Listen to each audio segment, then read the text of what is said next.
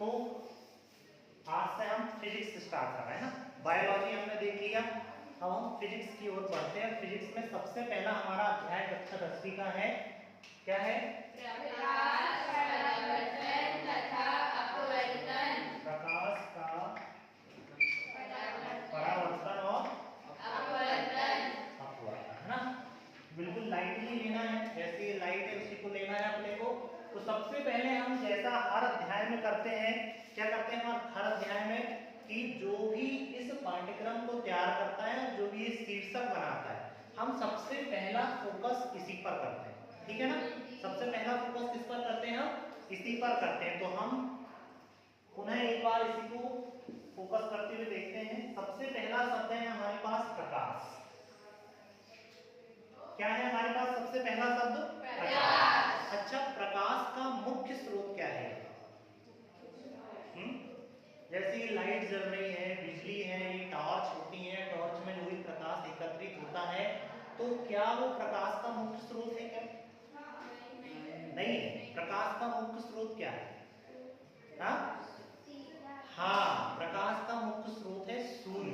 क्या है? सूर्य। प्रकाश का मुख्य स्रोत क्या है? सूर्य। सूर्य को इंग्लिश में क्या बोला जाता है? सन को भी मुख्य स्रोत माना जाता परिवार का, लेकिन आजकल हो नहीं रहा है ऐसा, है ना। तो सूर्य जो है प्रकाश का मुख्य स्रोत है। कभी आपने सोचा कि प्रकाश की उत्पत्ति कैसे होती होगी? ये थोड़ा सा अपने अध्याय से हटके है, लेकिन रोचक है, इसलिए हम आपको बता रहे हैं ना। पिछले जब हम 10वीं कक्षा में थे तब ये सिलेबस में था, अब हटा दिया है ना।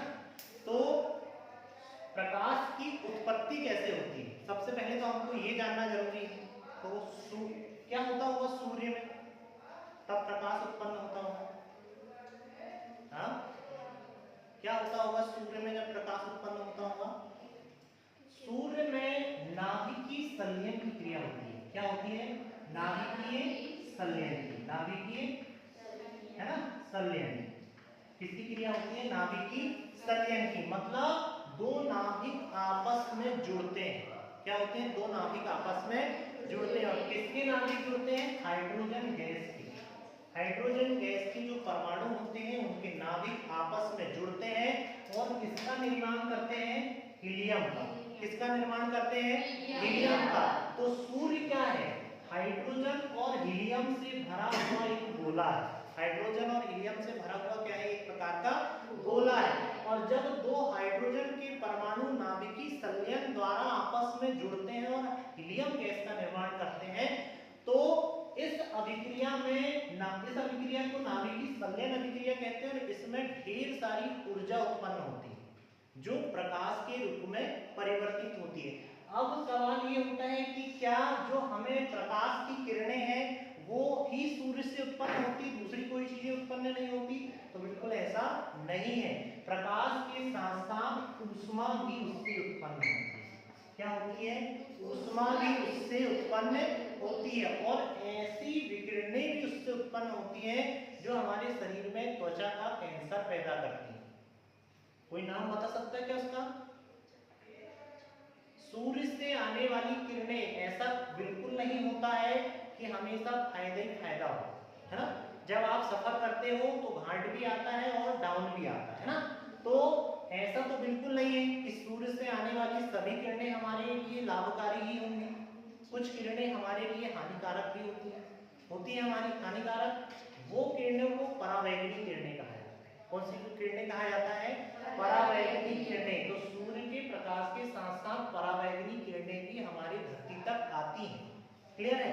लेकिन आपने पिक्चरों में देखा होगा कि जब भी कोई राक्षस किसी देवता को या किसी भी कह सकते हैं हम जो अच्छे कार्य करने वाला है उसको आक्रमण करता है ना, तो वो बिल्कुल समाधि लगा के बैठ जाता है ऐसा, और उसके साइड साइड में पूरा एक आवरण बन जाता है। देखा आपने पिक्चरों में?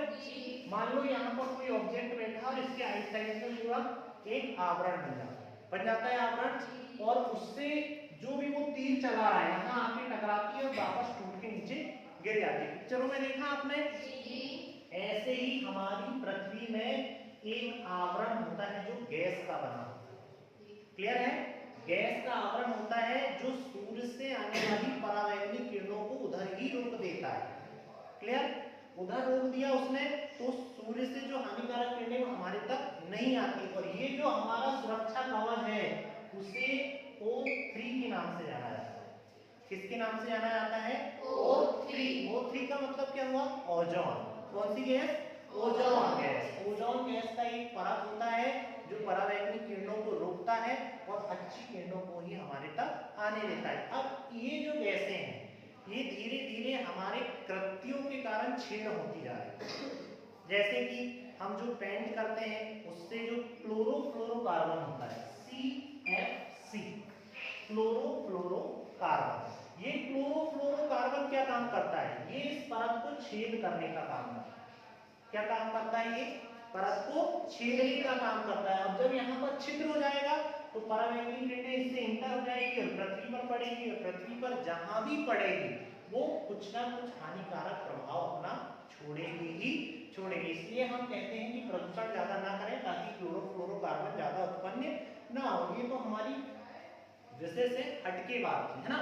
हमने आपको ये बताया कि सूर्य में हाइड्रोजन और हीलियम गैस, सूर्य हाइड्रोजन और हीलियम गैस का एक बहुत बड़ा गोला होता है और नाभिकीय संलयन क्रिया के द्वारा प्रकाश उत्पन्न होता है और लगभग 8 मिनट 20 सेकंड में 8 मिनट 20 सेकंड में सूर्य से निकलने वाला प्रकाश पृथ्वी तक आ जाता है। क्लियर है? सूर्य से निकलने वाला प्रकाश पृथ्वी तक आ जाता है 8 मिनट 20 सेकंड। अब बात ये करते हैं कि इसको माध्यम की आवश्यकता होती है या नहीं होती। तो सूर्य के प्रकाश को माध्यम की आवश्यकता नहीं होती है। अगर माध्यम की आवश्यकता होती तो यहां से लेकर वहां तक पूरा एक माध्यम काम करता, तब जाकर हमारे पृथ्वी तक ये प्रकाश आता। तो एक और एक जनरल नॉलेज का क्वेश्चन है कि निर्वात, निर्वात मतलब जहां पर ना ही वायु हो ना ही कोई माध्यम हो, निर्वात में प्रकाश की चाल 3 गुणित 10 की घात 8 मीटर प्रति सेकंड होती है। निर्वात में प्रकाश की चाल 3 गुणित 10 की घात 8 मीटर प्रति सेकंड होती है। विज्ञान में प्रकाश को एक ऊर्जा के रूप में माना जाता है। आपसे किसी ने पूछा कि प्रकाश क्या है, तो प्रकाश एक प्रकार की ऊर्जा है। क्या है? एक प्रकार की ऊर्जा है जो हमें देखने योग्य माध्यम तैयार करती है या जो किसी भी वस्तु को दृश्य बनाती है। ऐसी ऊर्जा जो किसी भी वस्तु को दृश्य बनाए क्या कहलाती है? प्रकाश ऊर्जा। क्या कहलाती है? प्रकाश ऊर्जा। तो यहां से हमारा सिलेबस होता है प्रारंभ कि प्रकाश किसे कहते हैं। तो प्रकाश एक ऊर्जा है जो किसी भी वस्तु को दृश्य माध्यम बनाने में हमारी मदद करता है। अब कोई भी व्यक्ति हो या कोई भी ऑब्जेक्ट हो, कोई भी वस्तु हो या कोई भी ऊर्जा का स्रोत हो, अगर वो नियम का पालन नहीं करता है तो वो कोई काम का नहीं होता है। अगर आपको विद्यालय में लाकर यहाँ पर बिठाला जाता है तो आपको नियमों के अंदर चलने का एक अनुशासन करवाने की कोशिश की जाती है। क्लियर है कि आप 30-40 मिनट की क्लास में बिल्कुल उठ के ना जाएं या यहाँ पर 10:30 से 4:30 बजे तक रहें। तो एक नियम के अंदर आप चल रहे हैं और जो नियम के अंदर चलता है वही आगे चलकर सक्सेस प्राप्त करता है। प्रकाश भी ऐसा ही है। प्रकाश के कुछ अपने नियम हैं। अब प्रकाश के नियम क्या है? तो सबसे पहला नियम है कि प्रकाश सीधी रेखा में गमन करता है। 1 नंबर नियम क्या है कि प्रकाश सीधी रेखा में गमन करता है। आप भी गमन करते हैं कब? जब आप ड्रिंक ना करें, है ना। और जो ड्रिंक करता है वो सीधी रेखा में गमन करता है। उसकी रोड ही अलग होती है ना, उसकी रोड अलग। जैसे अपन लोग रोड से चलते हैं, वो नाली देखता है कहां से चल रहा है, ठीक है, वो एक अलग टॉपिक है। प्रकाश सीधी रेखा में गमन करता है, ये इसका पहला नियम है। दूसरा नियम है कि प्रकाश अगर किसी भी सतह से टकराता है, मान लो एक सतह है और प्रकाश अगर ऐसा टकराया तो परिवर्तन होने के बाद जितना कोण यहाँ पर बन रहा है उतना ही कोण यहाँ पर बनेगा। क्लियर है? ये प्रकाश का दूसरा नियम। तीसरा नियम क्या है कि जब भी प्रकाश विरल माध्यम, विरल मतलब जो जैसे वायु एक विरल माध्यम है, जब भी प्रकाश विरल माध्यम से सघन माध्यम की ओर प्रवेश करता है तो अविलंब की ओर झुक जाता है, इसकी ओर झुक जाएगा ऐसा। क्लियर है? जब भी विरल माध्यम से सघन माध्यम की ओर ये गति करता है प्रकाश तो अविलंब की ओर झुक जाता है, और जैसे ही माध्यम परिवर्तित हुआ सघन माध्यम से विरल माध्यम की ओर जाएगा तो अविलंब से कैसा हो जाएगा, ये दूर हट जाएगा। ये मान लो उसका अविलंब है, अगर सघन माध्यम में प्रवेश कर रहा है तो अविलंब की ओर झुकेगा, और विरल माध्यम में प्रवेश कर रहा है तो अविलंब से दूर हट जाएगा। ये प्रकाश के 3 मूल नियम है, इन्हीं नियम से प्रकाश चलता है, इसके विपरीत प्रकाश कभी भी नहीं जाता है। क्लियर है? तो प्रकाश हमेशा क्या करता है, सीधी रेखा में गमन करता है, सीधी रेखा में गमन करता है तभी हमारी छाया बनती है। क्लियर है? क्या होती है? तभी हमारी छाया बनती है। अगर मान लो प्रकाश सीधी रेखा में गमन नहीं करता और आप रास्ते में यहाँ पर आ जाते तो क्या काम करता, यहाँ से ऐसा मुड़ता और यहाँ से ऐसा चला जाता। लेकिन अगर उसके रास्ते में कोई आ जाता है तो उसका छाया चित्र उसके पीछे बनता है। इसका ये मतलब हुआ कि प्रकाश हमेशा सीधी रेखा में ही गमन करता है। क्लियर है? उसके बाद हमने प्रकाश की प्रकृति के विषय में भी पढ़ लिया। अब प्रकाश से होने वाली क्या क्या चीजें हम प्रकाश के माध्यम से पढ़ते हैं ये हम आगे देखेंगे। सबसे पहले हमने प्रकाश की गुणों के विषय में देख लिया। अब हम देखेंगे कि प्रकाश हमारे जीवन में क्या क्या महत्वपूर्ण प्रभाव डालता है ना। तो सबसे पहले हम बात करते हैं प्रकाश से संबंधित दर्पण की। किसकी बात करते हैं? दर्पण, है ना। और दर्पण में जो हम सबसे ज्यादा उपयोग में लाते हैं वो है समतल दर्पण। कौन सा दर्पण है ये? समतल दर्पण। समतल दर्पण की 3 विशेषता है ना। समतल दर्पण की क्या विशेषता होती है? 3 विशेषता होती है। अब इसको समझने के लिए हम 2 शब्दों को जरूर समझेंगे। पहला है बिंब। पहला क्या है? बिंब। और दूसरा है प्रतिबिंब। दूसरा क्या है? प्रतिबिंब। पहला हो गया बिंब और दूसरा हो गया प्रतिबिंब। बिंब मतलब कोई भी वस्तु, बिंब मतलब कोई भी वस्तु, और प्रतिबिंब मतलब उसका चित्र जो आप देखते हो आईने के सामने खड़े हो। देखते हैं आईने के सामने, आईने के अगर सामने आप खड़े हो तो आप वो बिंब और आपका जो भयंकर का चेहरा बन रहा है उसमें वो है आपका प्रतिबिंब। क्लियर है ना? डरते नहीं हो क्या आप लोग? प्रतिबिंब देख के नहीं डरते अपना? चलिए अच्छी बात है, तो हकीकत को स्वीकार करने वाले लोग हो आप। चलिए समतल दर्पण पर चलते हैं। समतल दर्पण में होता क्या है, मान लो यहाँ पर एक समतल दर्पण रखा हुआ है और यहाँ पर एक बिंब रखा है। बिंब मतलब वस्तु, मतलब कि आप, ठीक है। अगर आपकी हाइट 5 फीट है, आपकी हाइट क्या है? 5 फीट है, तो बिंब मतलब प्रतिबिंब भी जो होगा वो 5 फीट का ही बनेगा। इसका मतलब क्या हुआ कि जितना बड़ा बिंब उतना बड़ा प्रतिबिंब, जितना बड़ा बिंब उतना बड़ा प्रतिबिंब। इसकी एक पहली शर्त, जितना बड़ा बिंब उतना बड़ा प्रतिबिंब। दूसरा है कि इससे बनने वाला जो भी चित्र है या जो भी प्रतिबिंब है वो कैसा रहेगा? हमेशा सीधा और आभासी। कैसा रहेगा? सीधा और आभासी। पहला, जितना बड़ा बिंब उतना ही बड़ा प्रतिबिंब। फिर दूसरा नियम है, इसका जो चित्र बनेगा वो कैसा बनेगा? सीधा और आभासी। तीसरा, मान लो ये 15 सेंटीमीटर दूर रखा है, कौन? बिंब। उतनी ही दूरी पर उसके पीछे 15 सेंटीमीटर पर उसका क्या बनेगा? प्रतिबिंब। मतलब तीसरा नियम क्या है समतल दर्पण का कि जितनी दूरी पर बिंब रखा होगा दर्पण के पीछे उतनी ही दूरी पर उसका प्रतिबिंब बनेगा। जितनी दूरी पर बिंब रखा होगा दर्पण के पीछे उतनी ही दूरी पर उसका क्या बनेगा?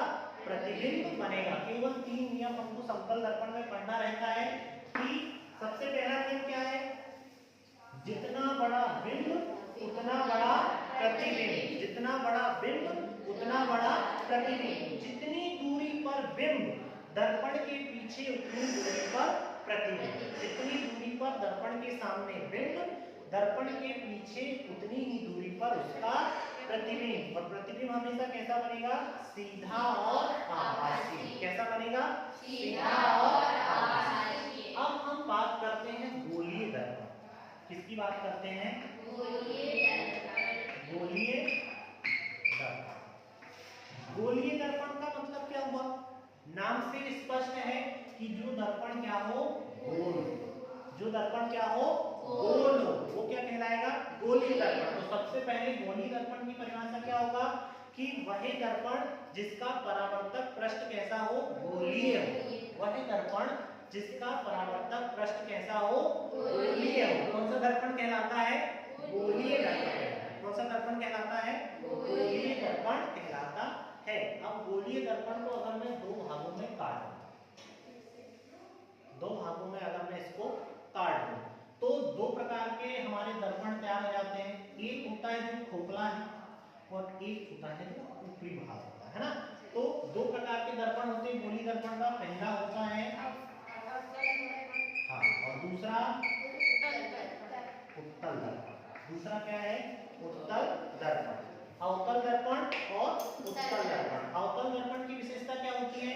कि इसका जो परावर्तक पृष्ठ है, इसका जो परावर्तक पृष्ठ है वो वक्राकार होता है और गुफा जैसा दिखाई देता है ना। वक्राकार होता है और गुफा जैसा दिखाई देता है। इसको कॉनकेव और इसको कॉन्वेक्स लेंस के दर्पण बोलते हैं ना। कॉन्वेक्स, कॉनकेव मिरर और कॉन्वेक्स मिरर, है ना। तो वही दर्पण जो अंदर से गुफा जैसा दिखाई देता है अवतल दर्पण कहलाता है, और जिसका परावर्तक पृष्ठ उभरा हुआ हो। जिसका परावर्तक पृष्ठ कैसा हो? उभरा हो। अब ये परावर्तक पृष्ठ का मतलब क्या हुआ? जिससे किरण आएंगी, टकराएंगी और परिवर्तित होकर चली जाएंगी, उसको हम परावर्तक पृष्ठ कहते हैं। जिसका परावर्तक पृष्ठ वक्रित हो वो अवतल दर्पण, और जिसका परावर्तक पृष्ठ उभरा हुआ हो वो उत्तल दर्पण। वक्रित हो अवतल दर्पण, उभरा है उत्तल दर्पण। अब बात करते हैं हम सीधे सीधे दर्पणों पर आ जाते हैं। अवतल दर्पण की बात कर लेते हैं। अब कंफ्यूजन ये क्रिएट होता है कि अभी तो आपको याद है कि अवतल दर्पण किसे कहते हैं और उत्तल दर्पण किसे कहते हैं। इनके दो जुड़वा भाई भी, अवतल लेंस और उत्तल लेंस, है ना। अवतल लेंस और उत्तल लेंस। अवतल दर्पण और उत्तल दर्पण के दो जुड़वा भाई हैं, बड़े भाई जिनको आप कह सकते हैं ना। वो क्या है? अवतल दर्पण, अवतल लेंस और उत्तल लेंस। यहाँ ध्यान से आप ये समझेंगे, जहाँ मैंने एक ट्रिक बनाया हूँ और ये आप, मुझे नहीं लगता कि आप कभी जिंदगी में भूलोगे, है ना। मान लो एक मोटा व्यक्ति है, ठीक है। एक क्या है? मोटा व्यक्ति है। मोटे के साथ साथ मोटा भी है। कैसा है? मोटा भी है। एक व्यक्ति जो है वो, ये मान लो इसके साथ दो चीजें हैं। क्या है इसके साथ? हाँ, हाथ मात्र है, हाथ से अपने कोई काम नहीं है ना। अब एक एग्जांपल, फॉर एग्जांपल, हम हाथ भी कह रही है, हाथ तो बना है, ठीक है ना। ये हमने इसके हाथ भी बना दिए, क्लियर है।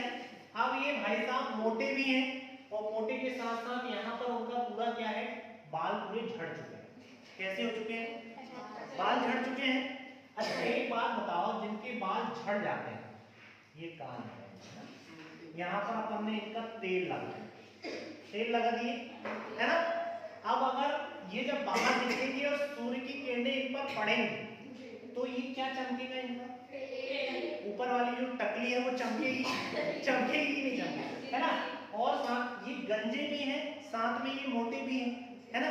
और इनका नाम क्या है? क्या रखें इनका नाम? मोटू राम। क्या रखें? इनका नाम रख देते हैं हम उत्तम। क्या नाम रख देते हैं? हम किसी उत्तम व्यक्तिगत टारगेट नहीं कर रहे हैं उसको, ये हमारे अध्ययन के लिए फायदेमंद है ना। नाम क्या रख दिया हमने? उत्तम। क्लियर है। तो उत्तम के मां को हटाकर उत्तल कर देना। क्या कर देना है? उत्तल कर देना। क्या कर देना है? उत्तल। और यहां से इतना दर्पण के लिए उपयोग कर लेना है और यहां से इतना लेंस के लिए उपयोग कर लेना है। क्लियर है ना? समझ में आ रही बात? उत्तल लेंस जो होता है वो इस तरीके का होता है, मतलब बीच से मोटा और किनारों से पतला, है ना। कोई भी व्यक्ति का अगर हम इस तरीके से नापेंगे तो ये बीच से मोटा और किनारे से पतला हो जाएगा, ठीक है। और ये जो टकार है, ये इसकी परावर्तक पृष्ठ है। क्या है इसका परावर्तक पृष्ठ। आदमी का नाम क्या है उत्तम, है ना। उत्तम को हमने क्या बता दिए उत्तल। और उत्तल की टकाल कैसी है, बाल कैसे इसके है नहीं तो टकली है। तो अगर हम इसको इस तरीके से माने और प्रकाश की किरणें यहाँ पड़ेंगी और फिर इधर जाएंगी जब तो टकाल चमकेगी। तो अगर इसका परावर्तक पृष्ठ इस तरीके का आपको दिखाई दे रहा है तो ये है उत्तल दर्पण। क्लियर है। और यदि किसी लेंस में बीच से मोटा है और किनारे से ये अगर बारीक है, बीच से मोटा है, तो इसे हम कहेंगे उत्तल लेंस। क्लियर है। तो ये आपकी मेमोरी में अगर सेट रहा तो आप कभी कंफ्यूजन नहीं होगा कि उत्तल लेंस क्या है और उत्तल दर्पण क्या होता है। अब हम बात करते हैं अवतल दर्पण। किसकी बात करते हैं। अगर देखो कंफ्यूजन क्या तब होता है जब दो चीजें बिल्कुल साथ साथ हो, मतलब बिल्कुल क्या हो। जैसे हम क्या बोलते हैं, हमने केमिस्ट्री में पढ़ा था कि नीले लिटमस को लाल कौन कर देता है और लाल को नीला कौन कर देता है, पढ़ा था हमने। कहने का उद्देश्य यहाँ पर फिजिक्स की जगह केमिस्ट्री लाने का उद्देश्य ये है कि कंफ्यूजन वहीं पर क्रिएट होता है जहां बिल्कुल बारीक सा डिफरेंस है ना। तो नीले लिटमस को लाल कौन करता है, कौन करता है। अब जब मैं केमिस्ट्री की क्लास पढ़ा रहा तब तो आप बहुत अच्छे से बता रहे थे, लेकिन कुछ दिन गुजरे और हम हो गए सपाट, है ना। तो नीले लिटमस को लाल करता है अम्ल और लाल को नीला कौन करता है क्षार। ठीक है ना। नीले को लाल कौन करता है अम्ल और लाल को नीला कौन करता है क्षार। ऐसे ही अगर आप उत्तल में उत्तल आपको क्लियर हो गया कि टकाल अगर चमकी तो ये उत्तल है, मोटा अगर है तो उत्तल लेंस है, तो आपको अवतल में कोई दिक्कत जाने वाली नहीं है। अब हम अवतल दर्पण की बात करते हैं, ठीक है ना। अवतल दर्पण, अवतल दर्पण जैसे कि मैंने आपको प्रकाश के समय भी बताया कि हर एक का कोई ना कोई नियम होता ही होता है, वो उसी नियम के अंतर्गत चलता है। तो इस ये अवतल दर्पण भी 4 नियमों का पालन करता है। कितने नियम का पालन करता है अवतल दर्पण, 4 नियमों का। अब वो 4 नियम कौन कौन से हैं उसके लिए हम चार अवतल दर्पण बना लेते हैं। एक तो ये हो गया, दूसरा ये हो गया, तीसरा ये हो गया और चौथा ये हो गया। क्लियर है। इसको पॉलिश कर देते हैं। अगर ये पॉलिश कर दिया हमने तो इसकी अंदर की जो पृष्ठ है वो परावर्तक पृष्ठ का काम करने लगती है कि नहीं। ये इसको ऐसा कर दिया हमने। अब यहाँ से यहाँ तक हमने एक लंब डाल दिए, इसको P नाम दे दिए, इसको F नाम दे दिए, इसको C नाम दे दिए। इसको अभी हमने क्लियर करे नहीं है, तो आज जब क्लियर करेंगे तो उसको बता देंगे। P F C इधर नाम, इधर ये P F C, इधर P F और C। यहीं पर हम चिन्ह प्रपाटी को भी देख लेते हैं ना, कि ये P क्या है, ये F क्या है, ये C क्या है, इनको हम देख लेते हैं। P को बोलते हैं ध्रुव। क्या बोलते हैं P को? ध्रुव। और यहाँ पर अगर हम इसको M और N नाम दे दें तो ये हो जाता है क्या, इसके द्वारा। M और N क्या है, इसके द्वारा।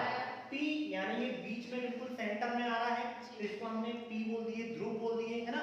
उसके बाद ध्रुव से P से यहाँ तक, जैसे कि हम पढ़ रहे हैं गोलीय दर्पण के विषय में। गोलीय दर्पण का मतलब क्या हुआ कि ये जो दर्पण है एक गोले का भाग है। तो इसको एक गोला बना लेते हैं हम काल्पनिक रूप से। ये बना लिया हमने एक गोला, है ना। ये गोला हमने बना लिया। तो इस गोले का ये दर्पण भाग है और गोले के बीचों बीच में जो है वो होता है वक्रता केंद्र। क्या होता है? वक्रता केंद्र। हम गणित में इसको केंद्र पढ़ते हैं और यहाँ पर हमने इसको क्या नाम दे दिए, वक्रता केंद्र। और वक्रता केंद्र माने C। वक्रता केंद्र और ध्रुव के बीच में जहां कहीं भी कोई स्थान आता है, मान लो ये अगर यहाँ से लेके यहाँ तक 6 सेंटीमीटर है, तो 6 सेंटीमीटर के बीच में 3 सेंटीमीटर पर एक बिंदु होता है, उसको हम इसका क्या कहते हैं, फोकस कहते हैं। क्या कहते हैं इसका? फोकस। और F से लेकर P तक की दूरी को हम क्या कहा जाता है? फोकस दूरी, जिसे कैपिटल F से प्रदर्शित किया जाता है। किससे प्रदर्शित करते हैं हम?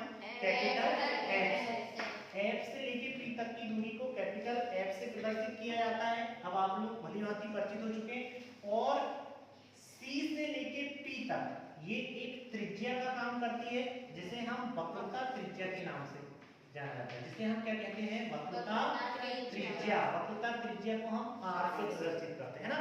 तो किसी भी दर्पण में आपको तीन चार चीजें देखने को मिलेगी, पी यानी ध्रुव, फिर एफ यानी फोकस, सी यानी वक्रता केंद्र और आर यानी वक्रता त्रिज्या। ये आपको आगे जब इनके हम आंकिक क्वेश्चन करेंगे, सवाल करेंगे, ये जब बहुत आपको महत्वपूर्ण इसके देखने को हमको मिलेंगे ये नामों के विषय में, है ना। तो हम यहाँ से आगे बढ़ते हैं। ये हमारे थे संकेत जिनसे हम इनको जानते हैं। अब पुनः हम आ जाते हैं अवतल दर्पण के नियम पर। बीच बीच में मैं आपसे क्वेश्चन भी करता रहूंगा, उम्मीद है कि आप उसका पूरा पूरा जवाब देंगे, पूरा अपना ध्यान यहीं पर बनाते चलेंगे। क्लियर है? तो सबसे पहले हम इन नियमों की बात करते हैं। चार नियम है हमारे पास। अगर कोई बिंब या अगर कोई किरण अनंत से आती है, कहां से आती है? अनंत से। अनंत से मतलब हमको उसकी जानकारी नहीं है कि वो आ कहां से रही है ना।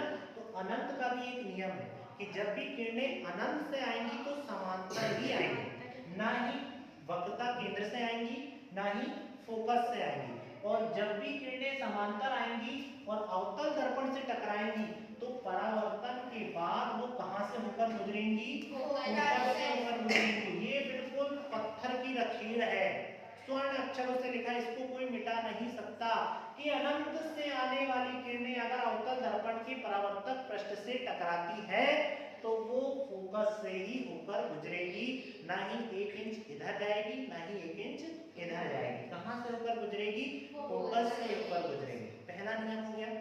दूसरा नियम कि जब भी कोई किरण फोकस से होकर गुजरती है, जब भी कोई किरण फोकस से होकर गुजरती है तो अवतल दर्पण के परावर्तक पृष्ठ से टकराकर उसके समांतर गमन करती है। मतलब अगर कोई किरण फोकस से होकर गुजरी तो परावर्तक पृष्ठ से टकराएगी और उसके समांतर गमन करेगी। ये नियम नंबर 2 है।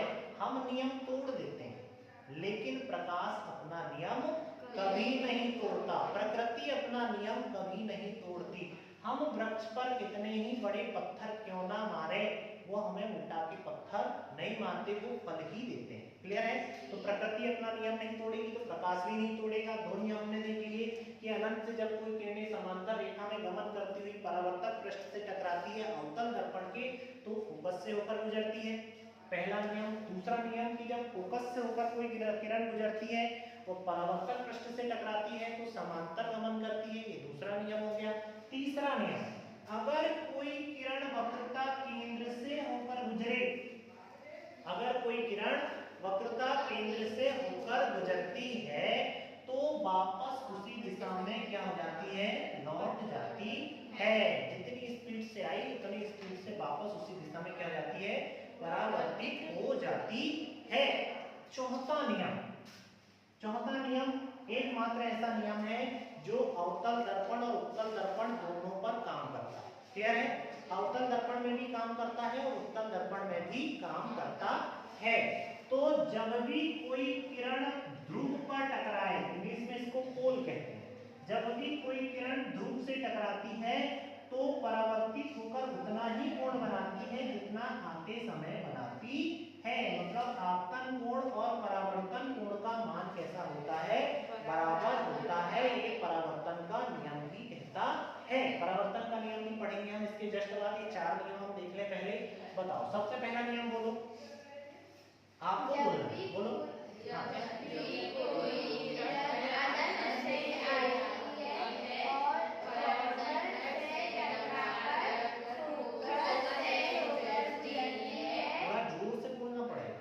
जोर से बोलो। जब भी कोई किरण अनंत से आती है और दर्पण से आकर्षित होती है। हाँ, फिर से देखते हैं ना। जब भी कोई किरण अनंत से आती है, अनंत कोटि ब्रह्मांड नायक, है ना। जब भी कोई किरण अनंत से आती है तो परावर्तक पृष्ठ से टकराकर फोकस से होकर गुजरती है, नियम नंबर 1। दूसरा, जब भी कोई किरण फोकस से ऊपर गुजरती है और परावर्तक पृष्ठ से टकराती है तो टकराने के बाद वो समान मुख्य अक्ष की क्या हो जाती है, समांतर हो जाती है। क्या कहलाता है, मुख्य अक्ष कहलाता है। क्या कहलाता है, मुख्य अक्ष। अब मजे की बात ये है कि ये सब काल्पनिक होते हैं, इनको माना जाता है, ये दर्पण में होते नहीं है। दर्पण में सिर्फ एक चीज होता है, वो है ध्रुव। क्या होता है, ध्रुव। दर्पण में क्या होता है, सिर्फ एक चीज, ध्रुव। और जब भी आपको किसी भी चीज की दूरी की गणना करनी होती है तो उसका केंद्र होता है ध्रुव। कहीं भी आप देखना कि दर्पण के ध्रुव से इतनी दूरी पर, दर्पण के ध्रुव से उतनी दूरी पर, मतलब गणना हम कहां से करते हैं, ध्रुव से, क्योंकि केवल ध्रुव ही हमारे दर्पण में होता है, बाकी ये सब चीजों को हमको मानना पड़ता है ना। तो तीसरा नियम क्या बोलता है कि जब वक्रता केंद्र से कोई चीज गुजरती है तो वापस उसी दिशा में, किरण गुजरती है तो वापस उसी दिशा में परिवर्तित हो जाती है। और ये परावर्तन का नियम कि जितनी तिरछी आएगी उतनी तिरछी जाएगी, मतलब जैसा तुम्हारा व्यवहार होगा वैसा ही मेरा व्यवहार है ना। मेरा मतलब कुछ लोग स्टेटस लगाते हैं, क्या लगाते हैं कि जैसा आपका व्यवहार वैसा मेरा व्यवहार, सीधे के साथ सीधा, टेढ़े के साथ टेढ़ा, ऐसा लगाते हैं नहीं। तो ये नियम कहां से फॉलो करते हैं, वो परावर्तन के नियम से। अब परावर्तन का नियम पढ़ लेते हैं। अब आ गया है नियम नंबर 4, है ना। परावर्तन का नियम क्या बोलता है, मान लो ये दर्पण है, इस तरीके का, ऐसा इसमें पॉलिश कर दिए हमने, ठीक है। यहाँ पर यहाँ एक अभिलंब डाल दिए, ठीक है, ये अभिलंब डाल दिए। यहाँ से एक किरण आपतित हुई और दूसरी किरण परिवर्तित हुई। यहाँ पर जितना कोण बनेगा इतने कोण यहाँ पर भी बनेगा, मतलब कोण I बराबर कोण R। नियम नंबर पहला, परिवर्तन का नियम, पहला नियम क्या बोलता है कि आपतन कोण का मान परावर्तन कोण के मान के बराबर होता है। परावर्तन का नियम क्या बोलता है, आपतन कोण का मान परावर्तन कोण के मान के बराबर होता है। ये नियम नंबर 1। दूसरा नियम क्या बोलता है कि भैया जो आएगा जो जाएगा और जहां पर मिलेगा वो सब धरती पर एक ही बिंदु पर होगा, मतलब आपतित किरण, परिवर्तित किरण और आपतन बिंदु पर अभिलंब सभी एक ही अक्ष पर होते हैं। सभी क्या होते हैं, एक ही अक्ष पर होते हैं। आने वाला, जाने वाला और जहां पर वो मिले हैं वो सभी एक ही भाई बंदी है, एक ही जगह के लोग हैं, साथ में बैठ के यही प्लानिंग हुई है ना। तो ये आपतित किरण, ये परिवर्तित किरण और ये आपतन बिंदु पर अभिलंब सभी कहां पर है, एक ही अक्ष पर उपस्थित होते हैं। ये परावर्तन का नियम नंबर 2, जिसको हमने कहां पर पढ़ा, अवतल दर्पण के नियम नंबर 4 के साथ पढ़ लिया। अब हम पढ़ेंगे अवतल दर्पण कैसे कैसे प्रतिबिंब बनाता है। तो हमारा हेडिंग क्या रहेगी,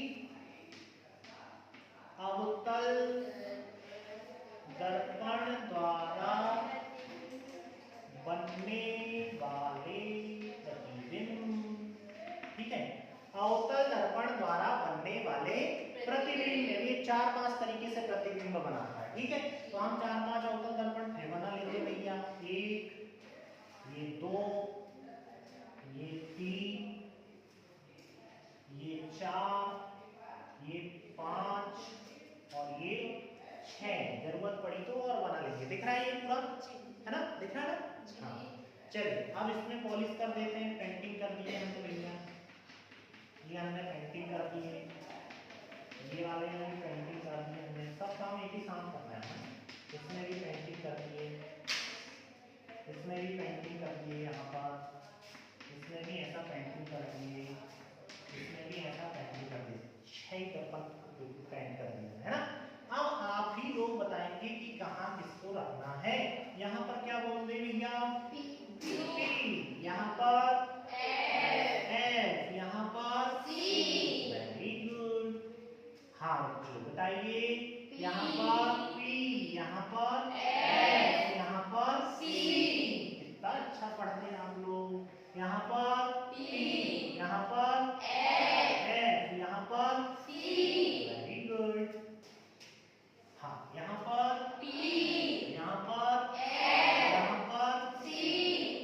हाँ यहाँ पर P,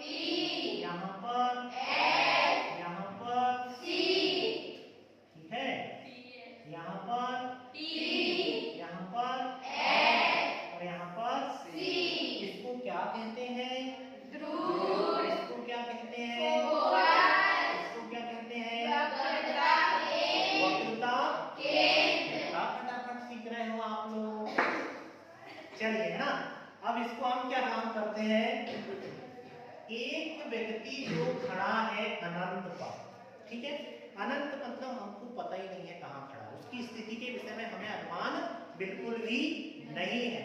अब उसकी बात करते हैं, जब वो अनंत पर खड़ा रहेगा, ठीक है, और वो यहाँ पर उसका प्रतिबिंब बनाए, किरण दर्पण से टकराएंगे ना, तो हमने सबसे शुरू में आपको बताया था कि अनंत से कैसी किरणें आती हैं, सीधी समांतर किरणें आती है, मुख्य अक्ष की कैसे आती है, समांतर किरणें आती हैं।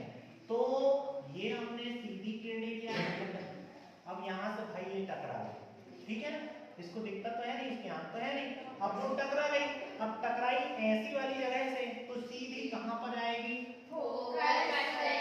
फोकस से होकर गुजरेगी। क्लियर हो गया जी। अब एक किरण इधर से गई ढकाक से, ऐसा है ना, अब यहाँ से टकराई, फिर कहाँ जाएगी वो, फोकस से होकर गुजरेगी। क्लियर है। अच्छा, एक बात और कि प्रतिबिंब जब तक नहीं बनेगा तब तक दोनों किरणें प्रतिच्छेद नहीं करेगा। क्लियर है, जब तक दो किरणें आपस में काटेगा, और कौन सी किरणें, परावर्तित किरणें, लौट के आने वाली किरणें। क्लियर है, दोनों किरणें लौट के आएंगी तभी वहां जाकर प्रतिबिंब बनेगा। क्लियर है, यहाँ पर प्रतिबिंब क्यों नहीं बना, क्योंकि ये वाली वहां लौट के आई, ये तो अभी जा रही है। क्लियर है, तो ये दोनों किरणें कहां पर प्रतिच्छेद कर रही है, कहां पर प्रतिच्छेद कर रही है, फोकस पर, और फोकस पर बिल्कुल ऐसी जगह प्रतिच्छेद कर रही है जहां पर प्रतिबिंब बिल्कुल कैसा बनेगा, बिंदु साइज का। कैसा बनेगा, बिंदु साइज। अगर आपसे क्वेश्चन किया जाए कि कोई वस्तु अनंत पर रखी हो तो अवतल दर्पण पर उसका प्रतिबिंब कैसा बनेगा, तो कैसा बनेगा बताओ, बिंदु साइज। हाँ, कैसा बनेगा, बिंदु साइज का। बिंदु साइज का बनेगा। कैसा बनेगा, बिंदु साइज का।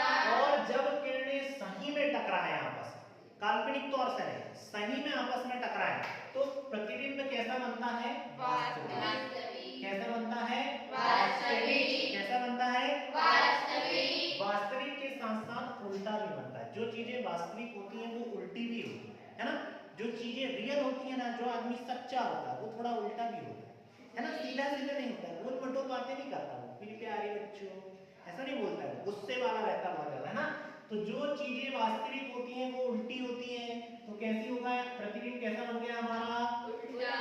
हाँ, तो अब पूरा बताना ना, उल्टा, वास्तविक और बिंदु साइज का। अगर आपसे क्वेश्चन पूछा जाए कि यदि कोई वस्तु अनंत पर रखी हो तो अवतल दर्पण पर उसका प्रतिबिंब कैसा बनेगा, तो कैसा बनेगा, उल्टा।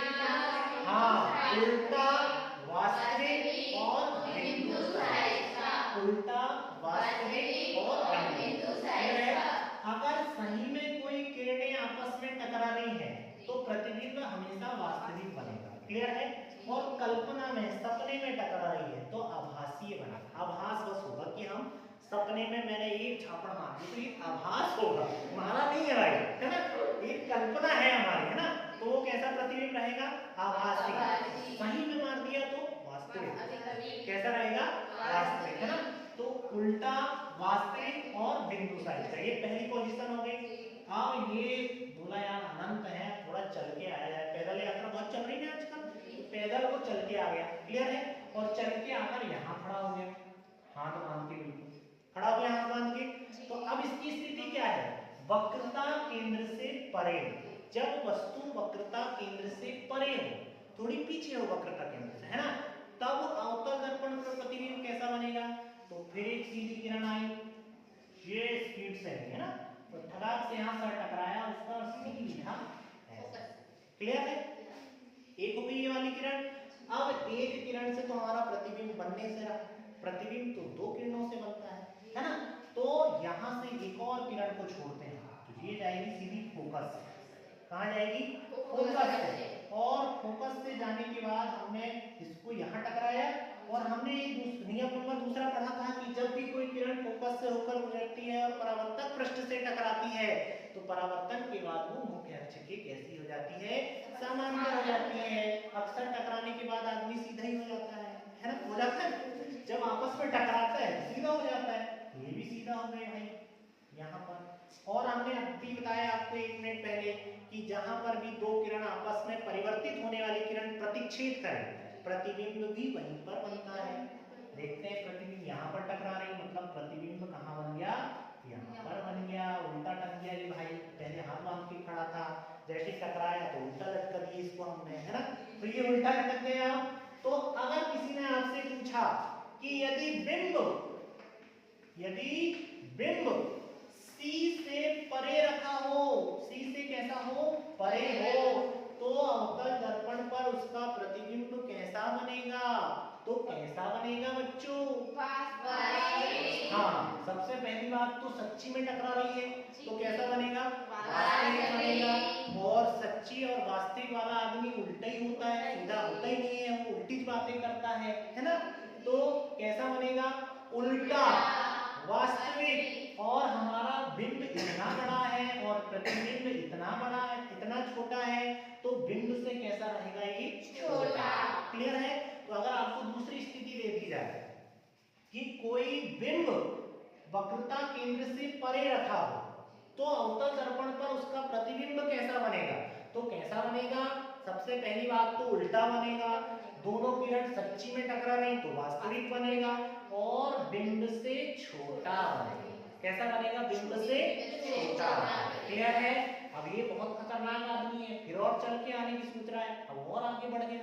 अब कहाँ आ गया ये वक्रता केंद्र में आ गया। कहाँ पर आके खड़ा हो गया, वक्रता केंद्र में। कहाँ पर आके खड़ा हो गया, वक्रता केंद्र। फिर हमने एक समांतर रेखा इसके सर के पास से गुजार दी, इसके सर पे बाल है, इसके सर पे बाल है, इसके सर पे, है ना, ठीक है, इसके सर पे बाल है, तो ये यहाँ से ऐसा गुजरा और गुजरने के बाद सीधा कहाँ से होकर गुजरेगा, फोकस से। कहाँ से होकर गुजरेगा, फोकस से। अब एक किरण हमने फिर फोकस से कर दिए भाई साहब, ये कर दिया हमने फोकस से। क्लियर है। फोकस से गुजरी, परावर्तक पृष्ठ से टकराई, और परावर्तक पृष्ठ से टकराने के बाद ये सीधी कहाँ चली जाएगी, समांतर अक्ष के समांतर, और प्रतिबिंब बनेगा सीधा सीधा वक्रता। हल्का सा हमारा टेढ़ा हो गया क्योंकि नाप हमारा सही नहीं है ना, तो वक्रता केंद्र के बिल्कुल कहाँ बनेगा, ये नीचे, वक्रता केंद्र के नीचे।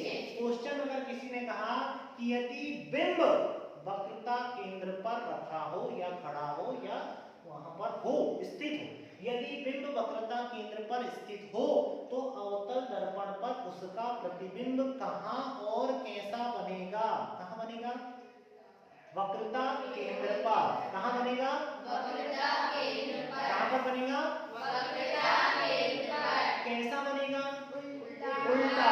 कैसा बनेगा, उल्टा। उल्टा क्यों बनेगा, क्योंकि ये वास्तविक है। कैसा है, वास्तविक है। वास्तविक आदमी, सच्चा आदमी हमेशा उल्टा ही होता है ना, तो पूरा कैसा बनेगा, वास्तविक।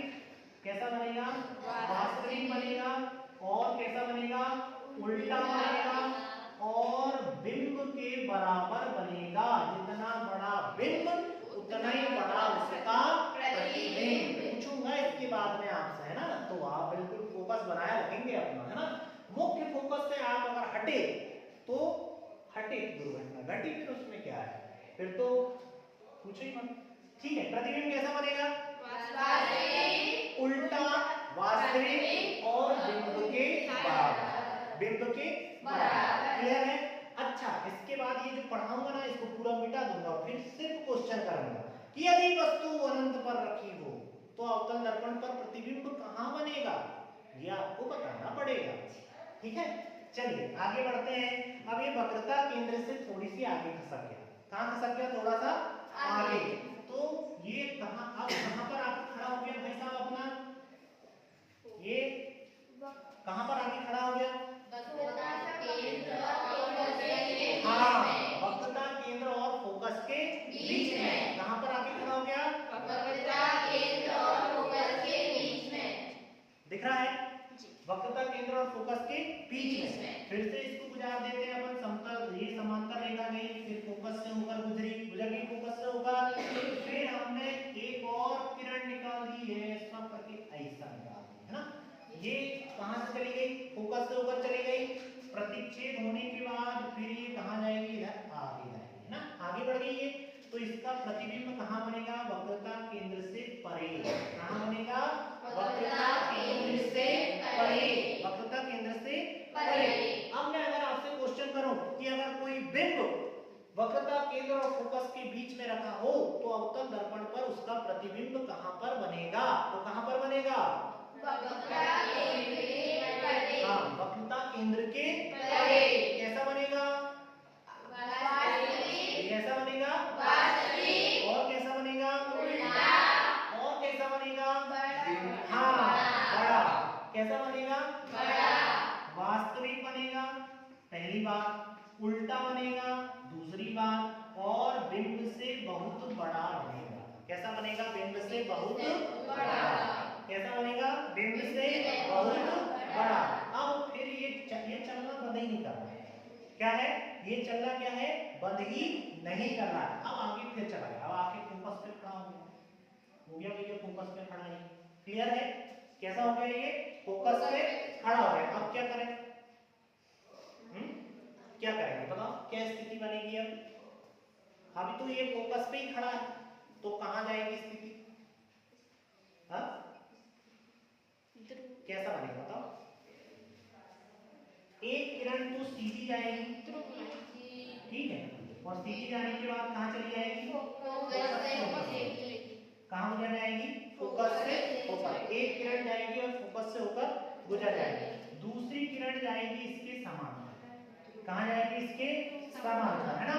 और ध्रुव से टकराकर नियम नंबर 4 इसमें लागू हो जाएगा और इसकी ये दोनों कैसी हो जाएगी? समांतर। कैसी हो जाएगी? समांतर। कैसी हो जाएगी? ये समांतर हो जाएगी, है ना? अब ये जब समांतर हो जाएगी तो ऐसा माना जाता है कि एक समय के बाद ये अनंत पर जाकर क्या हो जाती है? मिल जाती है। कैसी हो जाती है? मिल जाती है। और वहीं पर उसका क्या बन जाता है? प्रतिबिंब बन जाता है। वहीं पर क्या बन जाता है? उसका प्रतिबिंब। क्या बन जाता है? प्रतिबिंब जब बनेगा तो क्या होगा कि अनंत पर इसका प्रतिबिंब बनेगा। तो क्वेश्चन क्या होगा कि जब वस्तु फोकस पर खड़ी हो, जब वस्तु कहां पर हो? फोकस पर, है ना? तो उसका अवतल दर्पण पर उसका प्रतिबिंब कैसा बनेगा? उल्टा बनेगा। और कैसा बनेगा? वास्तविक बनेगा। लेकिन सबसे इंपॉर्टेंट कहां पर बनेगा? कहां पर बनेगा? अनंत। कहां पर बनेगा? अनंत। कहां पर बनेगा? अनंत पर। अब ये छठवां नंबर, छठवां ही है ना, 1 2 3 4 5, ये छठवां नंबर का जो केस है ये बहुत स्पेशल केस है। कैसा स्पेशल केस है? क्योंकि अब ये जो बिंब है हमारा, अब ये जो बिंब है ये फोकस और किसके बीच में है?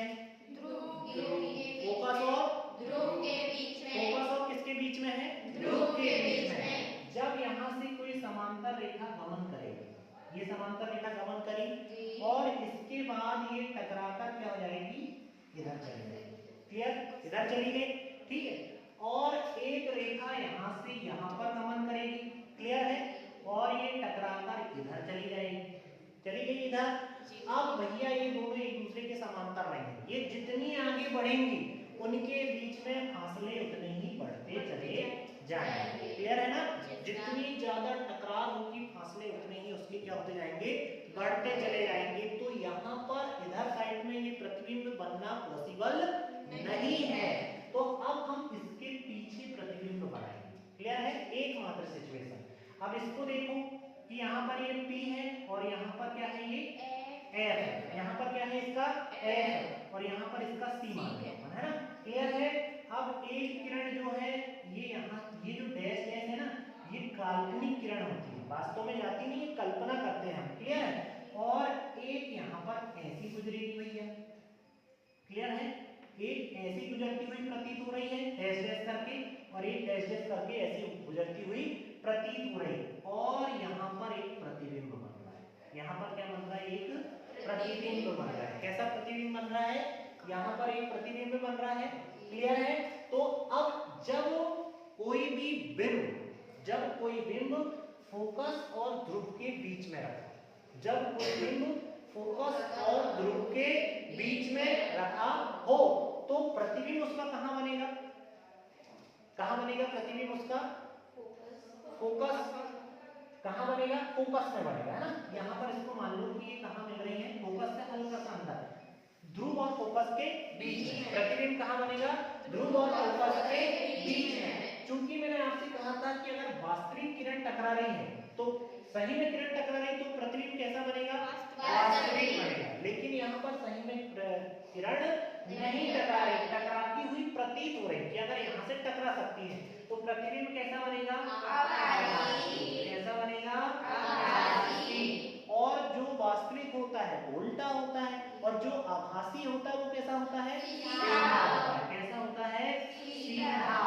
और जितना बड़ा बिंब है उसकी हाइट से इसकी हाइट कैसी होगी? थोड़ी कम होगी, तो प्रतिबिंब कैसा बनेगा?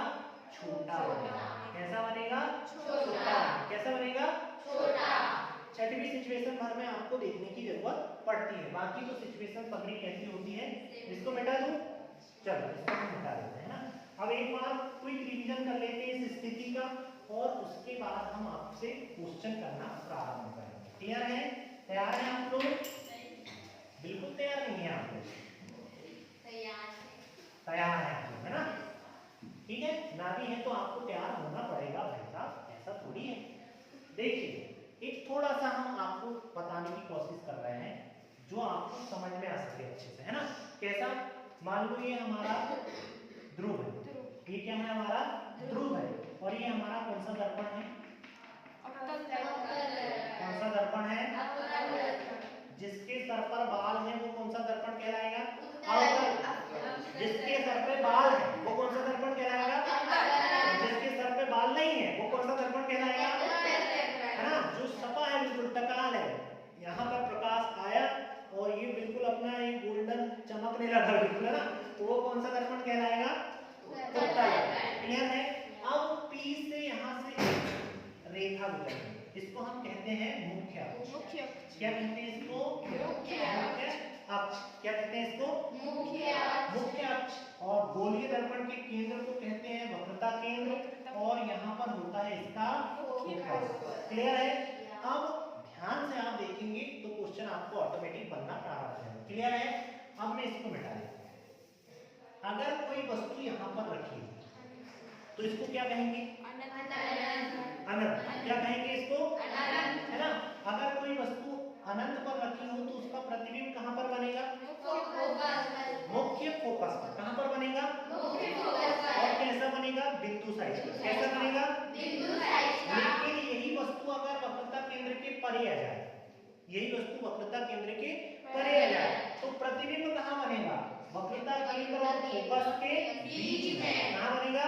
वक्रता केंद्र और फोकस के बीच में। लेकिन अब बिंदु साइज नहीं बनेगा, अब बिंदु से थोड़ा बड़ा। लेकिन यही अगर चलकर वक्रता केंद्र पर आ जाए तो वो प्रतिबिंब कहां बनेगा? कहां बनेगा? एक चीज ध्यान दे रहे हैं आप लोग, प्रतिबिंब जैसे जैसे इधर बढ़ते जा रहा है, क्लियर है? बिंब जैसे जैसे इधर बढ़ते जा रहा है, प्रतिबिंब वैसे वैसे इधर बढ़ते जा रहा है। समझ में आ रही बात? बिंब जैसे जैसे इधर बढ़ते जा रहा है, प्रतिबिंब वैसे वैसे इधर बढ़ते चला जा रहा है। क्लियर है? तो बिंब अगर यहाँ था तो प्रतिबिंब यहाँ था, बिंब यहाँ था तो प्रतिबिंब यहाँ था, और बिंब यहाँ पर है तो प्रतिबिंब भी यहीं पर ही रहेगा, क्योंकि बंद घड़ी का कांटा भी एक बार आपस में मिलता जरूर है। तो ये यहाँ पर कहां पर मिलते हैं? आकर केंद्र में। कहां पर मिलते हैं? बिल्कुल सेंटर में, केंद्र में मिलते हैं। वक्रता केंद्र पर प्रतिबिंब और बिंब दोनों एक दूसरे के ऊपर नीचे है। क्लियर है? अब फिर से ये चलना प्रारंभ कर देंगे। अब जैसे ही, अच्छा एक बात और है कि ये पहले बहुत छोटा था, फिर इससे बड़ा हो गया, फिर थोड़ा बड़ा हो गया इससे। अब प्रतिबिंब जो बिंब है हमारा वो वक्रता केंद्र और फोकस के बीच में। कहां पर है? वक्रता केंद्र और फोकस के बीच में। तो प्रतिबिंब भी आगे बढ़ेगा तो प्रतिबिंब कहां चला जाएगा? वक्रता केंद्र के परे। वक्रता केंद्र के परे। अब जैसे ही बिंब फोकस पर जाता है, जैसे ही बिंब कहां चला जाता है? फोकस पर, तो उसका प्रतिबिंब भी अनंत पर चला जाता है। उसका प्रतिबिंब भी कहां चला जाता है? अनंत पर। लेकिन जैसे ही बिंब फोकस और इसके बीच में आता है, ध्रुव और फोकस के बीच में आता है, तो उसका बिंब अब अनंत पर तो चला गया। अनंत से कहां जाएगा? अनंत मतलब ब्रह्मांड में चला गया, दूसरे लोक में चला गया, दूसरे ग्रह में चला गया, दूसरे सौर मंडल में चला गया, दूसरी आकाश गंगा में चला गया। तो जाएगा कहां पर? इधर तो उसके लिए कुछ बचा नहीं, तो यहां से उठ के सीधा वो इधर जाएगा। कहां जाता है? इधर जाएगा जाता है और सीधा हो जाता है। क्लियर है? केवल ये सिचुएशन भर में आपको थोड़ा सा ध्यान देने की आवश्यकता है, नहीं तो जैसे जैसे एक एक कदम बिंब इधर बढ़ाएगा वैसे वैसे प्रतिबिंब भी एक एक कदम इधर बढ़ाएगा। एक स्थिति होती है अनंत, दूसरी होती है वक्रता केंद्र से परे, तीसरी होती है वक्रता केंद्र, चौथी होती है इन दोनों के बीच में, पांचवी होती है फोकस पर, छठवीं होती है फोकस और ध्रुव के बीच में। और इससे ज्यादा आगे बढ़ा तो खटाक से यहाँ पर आएगा, टकराएगा और गिर जाएगा, क्योंकि इससे आगे कोई स्थिति होती ही नहीं है। तो ये थी प्रतिबिंब की स्थिति, जो आपको सिर्फ कक्षा 10वीं में काम नहीं करने वाली। जब भी आप कोई कॉम्पिटिटिव एग्जाम देंगे, सबसे ज्यादा क्वेश्चन अभी आपने कल देखा ना, सर बैठे थे और क्या बोल रहे थे कि सर आप ये क्लास पढ़ाओगे तो मैं भी बैठूंगा यहाँ पर, है ना? इसका मतलब क्या हुआ कि ये आपको आगामी जीवन में भी काम करने वाली चीजें हैं। यहीं से आपका इससे नमस्ते टाटा बाय बाय नहीं होने वाला है, ये आगे भी आपको परेशान करने वाला है। क्लियर है? तो बढ़िया हंसी मजाक में पढ़ो, ध्यान से इसको देख के पढ़ना। क्लियर? अब हम बात करते हैं अवतल दर्पण के उपयोग। किसकी बात करेंगे हम? अवतल दर्पण के उपयोग की। तो अवतल दर्पण में आपको सिर्फ एक चीज याद रखना है कि ये भाई साहब आदमी दो प्रकार के होते हैं। आदमी क्या होते हैं? दो प्रकार के, है ना? जैसे कि मान लो श्रद्धा और लक्ष्मी, ठीक है? अब श्रद्धा और लक्ष्मी घर से चले आ रहे हैं, स्कूल तरफ आ रहे हैं, है ना? अब स्कूल तरफ आ रहे हैं, मान लो एक पनिया सांप मिल गया है, ठीक है? कैसा मिल गया? पनिया सांप, छोटा सा बिल्कुल। अब दोनों चली आ रही हैं, अब दोनों आके स्कूल के अंदर आ और सामने कोई सर है, तो श्रद्धा, और ये सर इतना बड़ा सांप था सर, आज तो बच गए सर, मर ही जाते सर, बहुत बड़ा सांप था सर, है ना? और अगर लक्ष्मी से पूछे अपन, अरे नहीं सर पनिया सांप था, इतना बड़ा था, ज्यादा थोड़ी था, छोटा सा था। तो कहने का मतलब क्या होता है कि जैसे अलग अलग प्रकृति के व्यक्ति होते हैं, एक ही घटना को दो व्यक्ति दो तरीके से बताते हैं, है ना? एक बताता है बड़ा चढ़ा कर और एक बताता है शॉर्ट। क्लियर है? तो ऐसे दर्पण का भी काम होता है। अवतल दर्पण जो होता है, ठीक है, अवतल दर्पण जो होता है वो होता है श्रद्धा की तरह। किसकी तरह होता है? श्रद्धा की तरह। अगर उसको सांप बिल्कुल छिंगरी जैसा भी मिला तो वो बताएगी अरे सर इतना बड़ा सांप था सर, इससे छोटा तो था ही नहीं। कहने का मतलब क्या हुआ कि अवतल दर्पण छोटी चीजों को बड़ा करके देखता है। क्या करता है? छोटी चीजों को बड़ा करके। और उत्तल दर्पण क्या काम करता है? हाँ, बड़ी चीजों को छोटा करके। बहुत बड़ा झगड़ा भी हुआ ना तो उससे अगर पूछा ऐसे हो गया था, थोड़ा छोटा मोटा ऐसा होता ही रहता है, तो वो क्या है? उत्तल दर्पण है। और जो बढ़ा चढ़ा के बताता है, ये तो बहुत सारे लोग करते हैं ना, करते हैं ना लोग, बहुत सारा बढ़ा चढ़ा कर बताते हैं ना, तो वो क्या होते हैं? अवतल दर्पण। क्लियर है? तो अब अवतल दर्पण का उपयोग, सबसे पहला उपयोग अवतल दर्पण का होता है दंत चिकित्सा। किसका होता है? जो दांत के डॉक्टर होते हैं ना, जैसे आपने कैविटी खाए और अगर तुम्हारे दांत में कोई दिक्कत हुई तो इतना बड़ा कांच लेके उसमें देखते हैं कहाँ क्या है, तो वो कौन सा कांच होता है? अवतल दर्पण। क्या होता है? अवतल दर्पण। दूसरा काम क्या करता है कि ये जैसा हमने पढ़ा कि कोई भी किरण अगर टकराई तो सबसे ज्यादा कहाँ टकरा रही है? आपकी फोकस। कहाँ पर टकरा रही है? फोकस में। इसका मतलब क्या हुआ कि ये प्रकाश को एक जगह इकट्ठा करने का काम करता है। क्या काम करता है? ये प्रकाश को एक जगह इकट्ठा करने का। और प्रकाश को एक जगह इकट्ठा करना कहाँ आवश्यक होता है हमको? सबसे पहला होता है टॉर्च। कहाँ पर होता है? पहला हो गया टॉर्च में, दूसरा हो गया सर्च लाइट। दूसरा कहाँ हो गया? Search light. पहला हो गया टॉर्च, दूसरा हो गया सर्च लाइट, तीसरा हो गया किरण पुंज। कहीं पर भी आपको किरण का एक खंभा जैसा बनाना है तो आपको किसका उपयोग करना पड़ेगा? अवतल दर्पण। किसका उपयोग करना पड़ेगा? तो पहला हो गया टॉर्च में, दूसरा हो गया सर्च लाइट में, तीसरा हो गया किरण पुंज में, ठीक है, चौथा हो गया दंत चिकित्सा में। ठीक है, चौथा किसमें? दंत चिकित्सा में। पांचवा हो गया सौर भट्टी में। कहां पर हो गया? सौर भट्टी में। कहां पर हो गया? सौर भट्टी में। तो अवतल दर्पण के उपयोग बताओ। पहला क्या है? पहला टॉर्च। पहला कहां पर? टॉर्च। दूसरा तीसरा चौथा दंत चिकित्सा में, दांतों के डॉक्टर इसका उपयोग करते हैं। पांचवा सौर भट्टी में, प्रकाश को केंद्रित करने के लिए, उष्मा को केंद्रित करने के लिए। क्लियर है? यहाँ पर होता है हमारा अवतल दर्पण समान। अब हम बात करते हैं उत्तल दर्पण। किसकी बात करते हैं? किसकी बात करते हैं? उत्तल से हमारे उत्तम भाई आपको याद आ रहे हैं? आ रहे हैं? उत्तल से हमारे उत्तम भाई याद आ रहे हैं, जिनके नाई सर पर बाल है और तोंद बहुत ज्यादा बड़ी है, मतलब बीच से मोटे हैं और तोंद भी टकाल बिल्कुल क्लियर है। मतलब क्या हुआ कि ये है ना, इस तरीके का अगर कोई दर्पण आपको दिख रहा है जिसकी परावर्तक पृष्ठ उभरी हुई है, जैसी टकाल होती है, तो वो कौन सा दर्पण कहलाएगा? उत्तल दर्पण। कौन सा दर्पण कहलाएगा? अच्छा, उत्तल दर्पण का सबसे ज्यादा उपयोग कहाँ होता है? हाँ, पहला होता है वाहन में जो मिरर लगे रहते हैं ना, कौन से दर्पण? पश्च दर्पण। कौन से दर्पण में? पश्च दर्पण। लेकिन अफसोस की बात यह है कि सिर्फ यही भर याद रहता है लोगों को। अगर उसने 3-4 उपयोग पूछ लिया उत्तल दर्पण की तो हम हाथ खड़े कर देते, हमको सिर्फ इतना ही पता है ना। अब आप दिमाग लगाओ कि कहां कहां प्रकाश को फैलाने की आवश्यकता पड़ती है। हाँ, सबसे दूसरा है निगरानी कैमरा। ठीक है, निगरानी कैमरा। निगरानी कैमरा में जो कांच लगी होती है ना, जितना ज्यादा वो देखेगा उतना ही ज्यादा कैप्चर करेगा, तो निगरानी कैमरा में इसका उपयोग होता है। तीसरा होता है कहां पर? रोडों में। और रोडों में कहां पर? जहां पर क्या हो? खतरनाक रोड हो। कैसी रोड हो? है ना, टर्न पर, है ना। कहां पर? सड़कों के किनारे पर, मोड़ में, है ना, मोड़ पर। जहां पर मोड़ होता है वहां पर कहीं कहीं पर ये दर्पण क्या होते हैं? लगे हुए। तो पहला क्या हो गया? वाहनों के पश्च दृश्य दर्पण में। पहला कहां हो गया?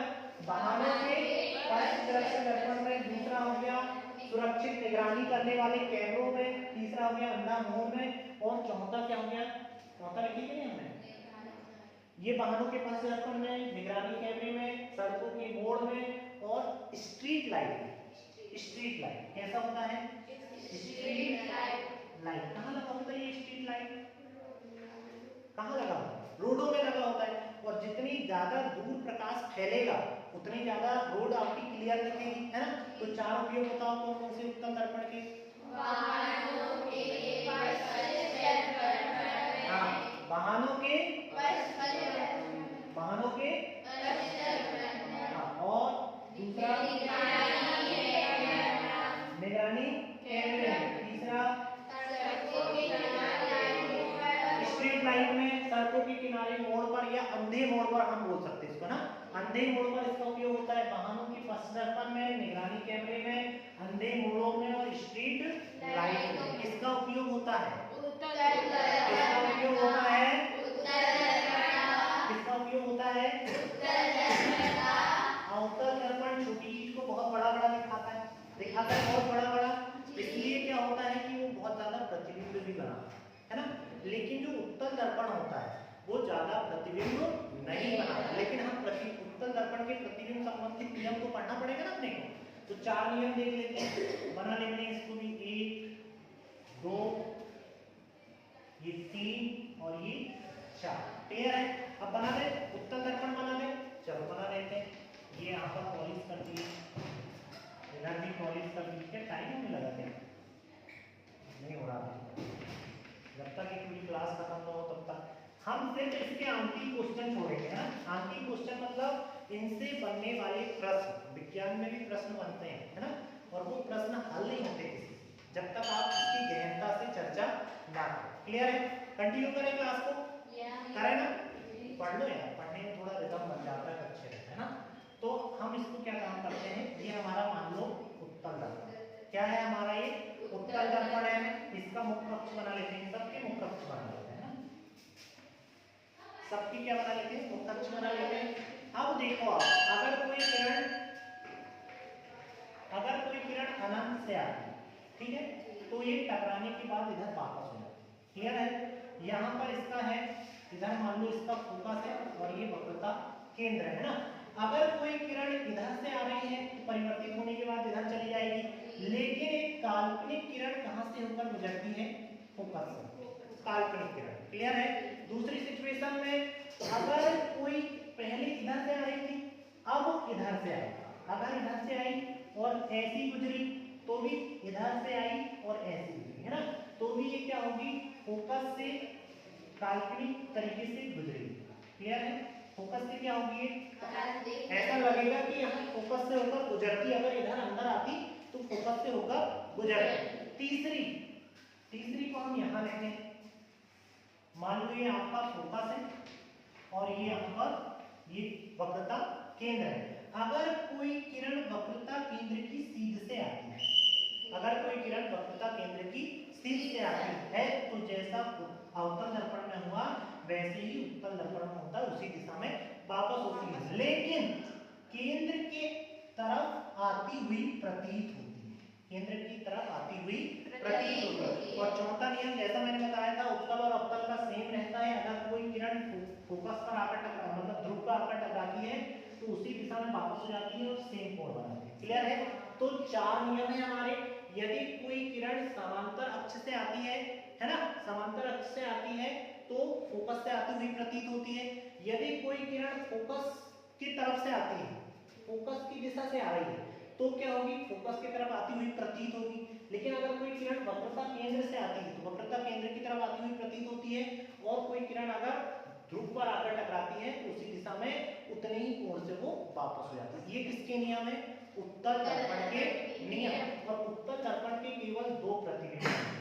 कितने प्रतिबिंब बनते हैं? 2। कितने प्रतिबिंब बनते हैं उत्तल दर्पण के? 2। केवल 2 टॉपिक और डिस्कस करना हमको 2-2 मिनट के, उसके बाद हम आपको छोड़ देंगे और कल सिर्फ इसके आंकिक क्वेश्चन पर हमारा फोकस रहेगा। क्लियर है?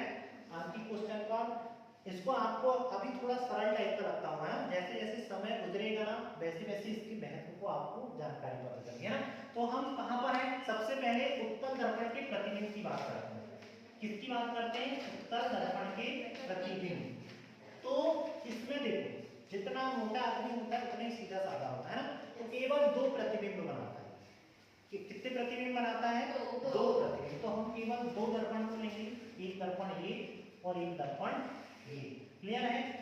अंदर से इसको हम क्या कर देते हैं? पॉलिश कर देते हैं, तब तो इसकी टकाल क्या हो जाएगी? चमकेगी। ठीक है, इसके अंदर से पॉलिश कर देते हैं, ये भाई साहब फिर टकाल चमकने लगेगी। क्लियर है? अब मुख्य फोकस, मुख्य अक्ष तो हमको बनाना ही पड़ेगा। ये हमने मुख्य अक्ष बना ली, एक ये मुख्य अक्ष हो गया और एक ये मुख्य अक्ष। क्लियर है? अब क्या होगा कि यहाँ पर अगर कोई वस्तु यदि अनंत पर रखी है, कहाँ पर रखी है? कोई वस्तु, हाँ, कोई वस्तु अगर कहाँ पर रखी है? इधर साइड हमने रखी है, किसी वस्तु को हमने कहाँ रखी है? अनंत पर रखी है ना।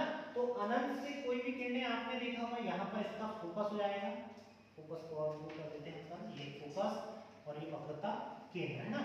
तो एक किरण यहाँ से आएगी, आगे यहाँ से, और हमने पढ़ा है उत्तल दर्पण में कि अगर कोई किरण यहाँ से आती है तो टकराकर इस दिशा में क्या जाती है? वापस। क्लियर है? लेकिन फोकस से आती हुई प्रतीत होती है, फोकस से आती हुई प्रतीत होती है। क्लियर है? एक किरण यहाँ से भी आई, इधर से आई ऐसी, और इधर से ऐसा क्या हो जाएगी? ये क्रॉस हो जाएगी। क्लियर है? तो ये किरण भी फोकस से आती हुई प्रतीत हो रही है, हो रही है, फोकस से आती हुई प्रतीत। ये डैश है ना, डैश डैश का मतलब क्या है कि ये सपने में मिल सकते हैं। क्या हो सकते हैं? ये सपने में मिल सकते हैं, सापर्थिक में नहीं मिल सकते। जो व्यक्ति के बाल झड़ गए वो सपने में मिलेगा, सापर्थिक में तो मिलेगा नहीं। क्लियर है ना? तो ये सपने में मिलेंगे, मतलब कल्पना में मिलेंगे। कल्पना में मिलने का मतलब क्या हुआ कि प्रतिबिंब कैसा बनेगा? आभासी। कैसा बनेगा? आभासी। और हमेशा कैसा होता है आभासी प्रतिबिंब? सीधा। कैसा होता है? सीधा। और फोकस पे आकर मिल रहा है, मतलब कैसा मिल रहा है? बिंदु साइज का। कैसा बनेगा? बिंदु साइज। तो सिर्फ एक क्वेश्चन आपसे उत्तल दर्पण के विषय में पूछेगा कि यदि वस्तु अनंत पर रखी हो, कहां पर रखी हो? अनंत पर। यदि वस्तु अनंत पर रखी हो तो उसका प्रतिबिंब उत्तल दर्पण पर कहां बनेगा? कहां बनेगा? कहां बनेगा? और कैसा बनेगा? बिंदु साइज। सीधा आभासी और बिंदु सहित। सीधा, आभासी और बिंदु सहित। सीधा, आभासी और बिंदु सहित। एक सिचुएशन ये हो गई, केवल दो सिचुएशन इसमें होती है। अगर कोई प्रतिबिंब, अगर कोई बिंब, अच्छा दो सिचुएशन क्यों बनती है? क्योंकि इसकी एक खासियत है कि प्रतिबिंब या बिंब को या आपको इस वक्रता केंद्र पर रखना, केंद्र पर रख दो, फोकस में रखना, फोकस में रख दो, बीच में रखना, बीच में रख दो, इसके बीच में रखना, इसके बीच में रख दो, इसके परे रखना, इसके परे रख दो। प्रतिबिंब हमेशा एक ही स्थिति का बनता है और एक सही बनता है, इसलिए केवल दो सिचुएशन इस पर हमको पढ़ने को मिलती है ना। तो हमने प्रतिबिंब रख दिए कहां पर, कहां पर रख दिए हमने? मान लो हमने वक्रता केंद्र के परे एक प्रतिबिंब रख दिया, क्लियर है? तो यहां पर एक फोकस बना देते हैं, ये फोकस बना दिए और ये बना दिए वक्रता केंद्र। अब यहां से कोई समांतर किरणें क्या हो जाएगी? गुजरेगी समांतर किरण और यहां से होकर ये क्या जाएगी? परिवर्तित हो गई, परिवर्तित। डैश डैश मतलब यहां से होते हुए प्रतीत हो रही है, यहां से गुजरती हुई क्या हो रही है? प्रतीत हो रही है, क्लियर है? अब एक किरण जो है वो हमने क्या काम करे? फोकस से गुजरा दी। कहां से गुजरा दी? फोकस से। तो यहां से इधर आएगी और इधर वापस हो जाएगी। तो ये वक्रता केंद्र से अगर हम कोई किरण को गुजार रहे हैं तो वक्रता केंद्र की तरफ ही वापस हो जाती है, ऐसा हमने पढ़ा है, नियम में पढ़ा है हमने ऐसा।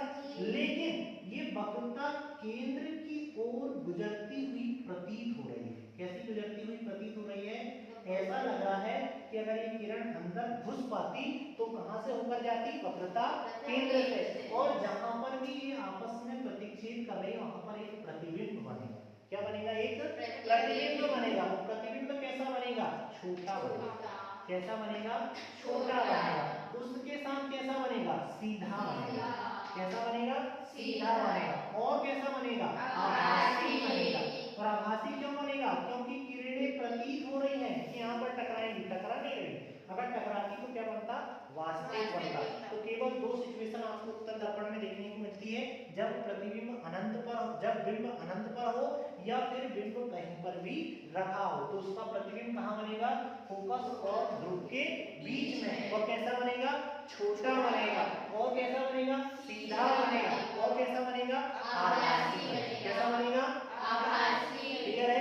अब केवल एक पॉइंट आपको समझने की आवश्यकता है। कल हम आंकिक क्वेश्चन पढ़ाएंगे। क्या पढ़ाएंगे? इससे रिलेटेड जो भी क्वेश्चन है ना, 10-12 क्वेश्चन जो आपके पेपर में आ सकते हैं। अक्सर इन क्वेश्चनों को बोर्ड परीक्षा में व्यक्ति छोड़ के आता है, क्लियर है? और जो बच्चे के जैसे 75 में से 70 नंबर है तो वो जो 5 नंबर को जो गैप है ना, वो ये अवतल दर्पण, उत्तल दर्पण, लेंस के जो क्वेश्चन बने हैं उनको सॉल्व नहीं कर पाता है, क्लियर है? इसलिए अगर आपको विज्ञान में 100% अंक लाना है तो इस टॉपिक में आपकी पकड़ होना चाहिए, क्योंकि नंबर यहीं पर कटते हैं, क्योंकि सवाल आने की संभावना भी यहीं पर होती है। अब हम बात करते हैं जो आपको आंकिक क्वेश्चन में सबसे ज्यादा फायदा करने वाले नियम हैं, उन नियम की बात करते हैं, जिसको हम कहते हैं नई क्रांति चित्र परिपाठ, चिन्ह परिपाठ। क्या कहते हैं? नई क्रांति चिन्ह परिपाठ। ठीक है, नई क्रांति चिन्ह परिपाटी, क्लियर है? ये आपके टॉपिक में आपको मिलेगा, है ना? अभी पुस्तक नहीं पलटाना, अभी इधर देखना, बगैर पुस्तक के पढ़ा रहे हैं तो पुस्तक क्यों पलटा रही है? ठीक है ना? तो ये आखिरी टॉपिक है और इम्पोर्टेंट टॉपिक है आपके लिए। जब भी हम मान लो हमें मिरर है, ठीक है, और ये मिरर है हमारा अवतल दर्पण। कौन सा दर्पण है? अवतल दर्पण। ठीक है, बिल्कुल आपको ऐसा लगेगा कि इन चिन्हों में, नियमों में कोई भी दम है ही नहीं, लेकिन अक्सर इन्हीं के कारण आपके सवाल गलत हो जाते हैं, क्लियर है? अब मान लो यहाँ पर ये P है, कहाँ पर है ये? P, क्लियर है? P से समांतर एक रेखा खींचते हैं जिसे हम क्या कहते हैं? मुख्य अक्ष। इतना तो आप बिल्कुल समझ चुके हैं। इनको हम क्या कहते हैं? मुख्य अक्ष। क्या कहते हैं इसको? मुख्य अक्ष। मुख्य अक्ष बोलते हैं इसको। अब यहाँ पर हमने क्या रख दिए? फोकस रख दिया और यहाँ पर रख दिए हमने वक्रता केंद्र, क्लियर है? नियम नंबर 1 बोलता है कि बिंब बिंब हमेशा दर्पण के बाईं तरफ होता है। ठीक है, नियम नंबर 1 क्या बोलता है कि बिंब हमेशा दर्पण के बाईं तरफ ही होता है। मतलब कि दर्पण के बाईं तरफ ही क्या होगा, हमारा बिंब होगा। क्या होगा, दर्पण के बाईं तरफ हमारा बिंब होता है। दूसरा, प्रत्येक गणना ध्रुव से की जाती है। किससे की जाती है, ध्रुव, यानी P से की जाती है। किधर भी करें, इधर करें चाहे इधर करें। अब इस मुख्य अक्ष को हम और आगे बढ़ा देते हैं क्योंकि हमारे आगे काम आने वाला है।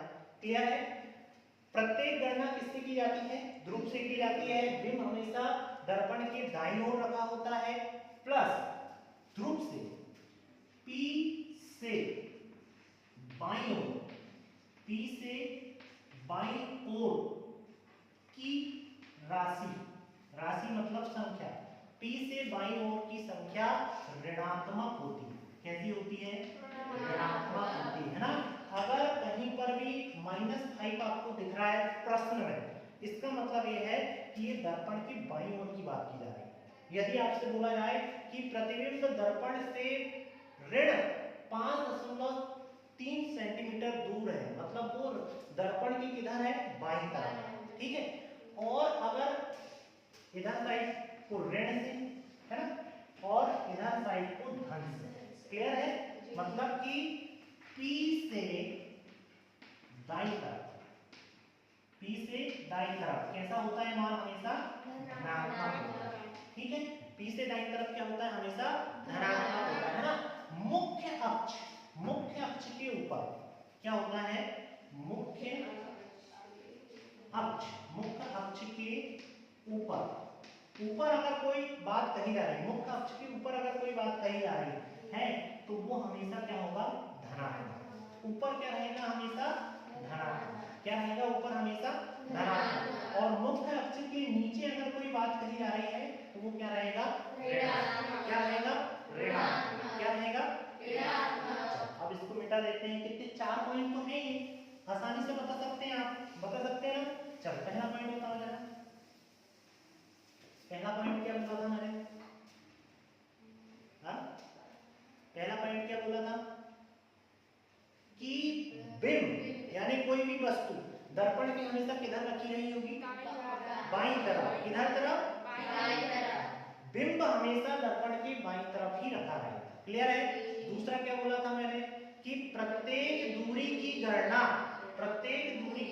किससे होगी, किससे होगी, प्रत्येक दूरी की गणना किससे होगी, दर्पण की बाईं तरफ ऋण की धन, दर्पण के दाईं तरफ दर्पण के ऊपर, दर्पण के नीचे, दर्पण के ऊपर धन, दर्पण के नीचे, स्पीड से बोला, बाईं तरफ दाईं तरफ ऊपर, नीचे नीचे ऊपर, बाईं तरफ और दाईं तरफ।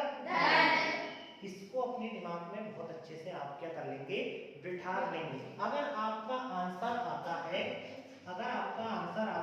ऋण 5, क्या आता है आपका आंसर, ऋण 5। पूरा सवाल हमने सॉल्व कर लिए, आंसर आ गया ऋण 5। क्या मतलब हुआ इसका, मतलब आपका जो प्रतिबिंब है आपका ऋण 5।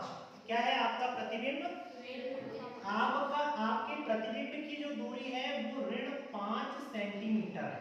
क्या है आपके प्रतिबिंब की दूरी, ऋण 5 सेंटीमीटर। तो आपको प्रतिबिंब की स्थिति बताना है और प्रतिबिंब किस मिरर में बना है वो बताओ।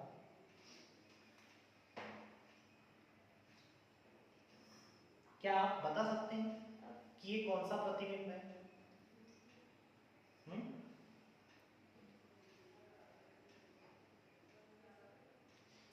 दर्पण से प्रतिबिंब ऋण 5 सेंटीमीटर दूर है। मतलब आपका जो प्रतिबिंब है ऋण 5 सेंटीमीटर दूर है। ऋण का मतलब क्या है, कि प्रतिबिंब बाईं तरफ है। किधर है? बाईं तरफ है। ऋण से एक और चीज क्लियर हो गई कि प्रतिबिंब मुख्य अक्ष के ऊपर नहीं है, मुख्य अक्ष के नीचे है। और अगर मुख्य अक्ष के नीचे है और बाईं तरफ है तो प्रतिबिंब हमेशा कैसा होगा? उल्टा होगा। और हमेशा कैसा होगा? वास्तविक होगा। और किस दर्पण पर बनेगा? किस दर्पण पर बनेगा? अवतल दर्पण पर, क्योंकि उत्तल दर्पण पर उल्टे प्रतिबिंब कभी भी नहीं बनते हैं, केवल सीधे प्रतिबिंब बनते हैं। तो ये जो चिन्ह परिपाटी है आपके लिए ब्रह्मास्त्र का काम करेगा। क्लियर है? तो पहला पॉइंट क्या है हमारा? क्या है पहला पॉइंट क्या था हमारा? हाँ, बिंब हमेशा दर्पण के बाईं ओर। कहाँ बनेगा? दर्पण के बाईं ओर। दूसरा पॉइंट क्या था हमारा? हाँ, प्रत्येक दूरी की गणना ध्रुव से करें। प्रत्येक दूरी की गणना कहाँ से करेंगे? ध्रुव से करेंगे। कहाँ से करेंगे? ध्रुव से। और दूसरा पॉइंट, तीसरा पॉइंट क्या था?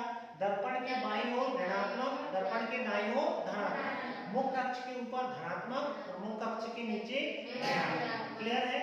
अब आप ये बताइए कि आपने पूरा समय दिया, क्लियर है, आपने पूरा कॉपरेट किया, लेकिन आपने अपने मन को एकाग्र नहीं कर पाया, तो जो अमृत आपको मिलना था क्या ईमानदारी से मिला? समय पूरा दिया, कॉपरेट पूरा किया, झेला, पूरा जबरदस्ती झेला, मजे से झेला, लेकिन झेला जरूर, है ना? लेकिन जो आपको फीडबैक मिलना था वो मिला क्या? लेकिन आप ही के साइड में कोई बंदा बैठा है और समय तो आप भी दे रहे हैं, कॉपरेट आप भी कर रहे हैं, आपका जो मन इधर उधर भटक रहा है उसको एकाग्र करना उसने कर लिया, आपने नहीं की, तो रिजल्ट किसको मिलेगा? उसी को मिलेगा। तो क्यों ना हम जब समय भी दे रहे हैं, झेल भी रहे हैं, तो मन को एकाग्र भी करने की कोशिश करें। सही बात है कि नहीं? चल, अब आप अवतल दर्पण का बताएंगे। अगर प्रतिबिंब अनंत पर है तो बिंब है, यदि बिंब अनंत पर है तो प्रतिबिंब कहाँ बनेगा? कहाँ बनेगा? यदि वक्रता केंद्र से परे है तो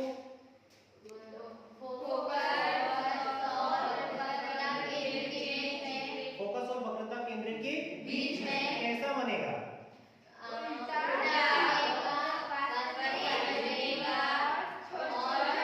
वेरी गुड, उल्टा, वास्तविक और छोटा। यदि बिंब वक्रता केंद्र पर हो तो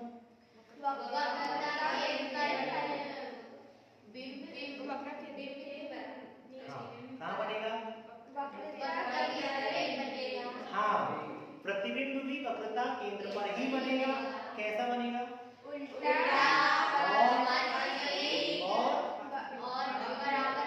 बिंब के बराबर, उल्टा, वास्तविक और बिंब के बराबर। अच्छा, अब बिल्कुल माइंड फ्रेश हो जाओ।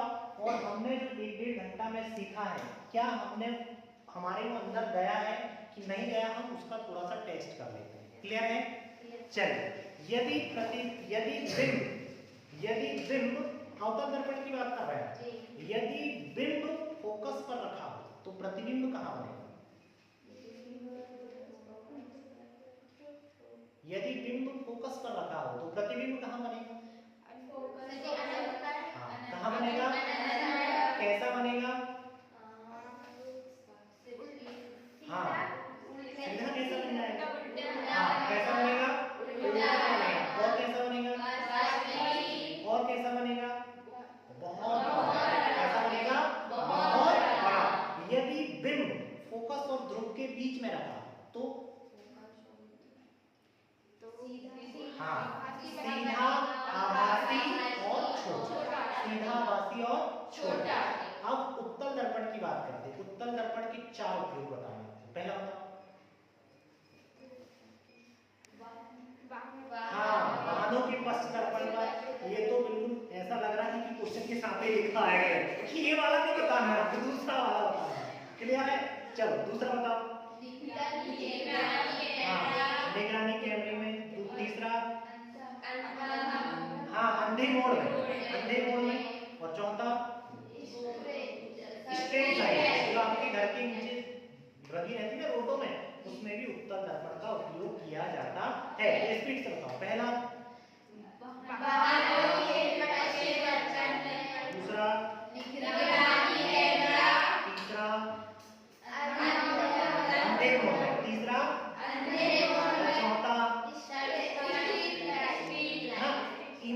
बढ़ा के कौन दिखाता है?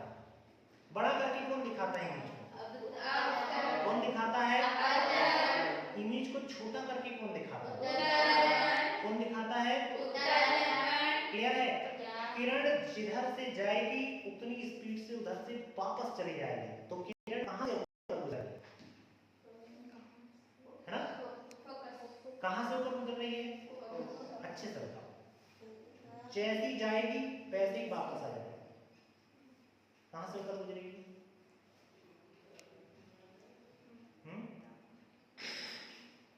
मान लो ये दर्पण बना है, क्लियर है, और जैसी जाएगी वैसे ही घर से वापस आ जाएगी। कौन सा बिंदु है वो? कौन सा बिंदु है? वक्रता केंद्र, है ना? कहाँ है? वक्रता केंद्र। अनंत से हमेशा कैसी किरणें आती है?